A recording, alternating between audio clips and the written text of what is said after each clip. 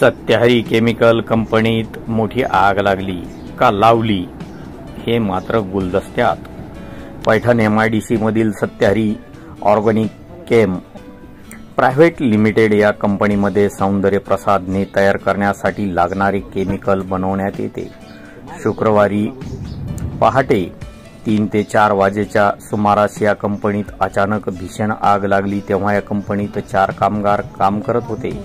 कंपनीत आग लागल्याचे प्रथमदर्शनी त्यांच्या लक्षात येताच त्या कामगारांनी प्लांट सोडल्याने जीवितहानी टळली।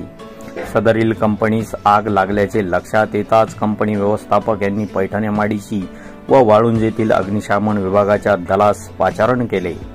लागलेली आग ही इतकी भीषण स्वरूपाची होती की अग्निशमन दलाकडून पहाटे 4 ते सकाळी 7:30 वाजेपर्यंत आग विझवण्याचे काम युद्ध पातळीवर चालू होते।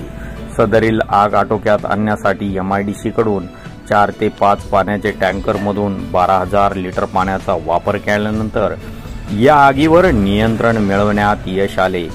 सदरील आग ही शॉर्ट सर्किटमुळे लागल्याचा प्रथम अंदाज वर्तविण्यात येत असला तरी कंपनीत लागलेल्या आगीचे भीषण स्वरूप व कंपनीचे झालेले नुकसान आणि सत्याहरी केमिकल कंपनीचे व्यवस्थापक जावेद पठाण यांनी या घटनेला गांभीर्याने न घेतल्याने तसेच स्थानिक पोलीस ठाण्यात कंपनीत लागलेल्या आगीसंदर्भात उशिरा माहिती दिल्याने या भीषण आगी संदर्भात कंपनी व्यवस्थापन किती जागरूक आहे हेच लक्षात येते।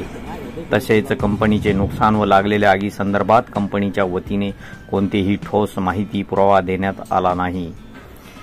या आगीचे गूढ वाढले असून या कंपनीत आग लागली का लावली अशी चर्चा आता या परिसरातील नागरिक व MIDC परिसरात कामास येणाऱ्या कामगारांमध्ये चर्चा दिसत आहे। या संदर्भात पैठण MIDC पोलीस ठाण्याचे सब पोलीस निरीक्षक ईश्वर जगदाळे, पोलीस उपनिरीक्षक संभाजी झिंजुर्डे हे अधिक तपास करत आहेत।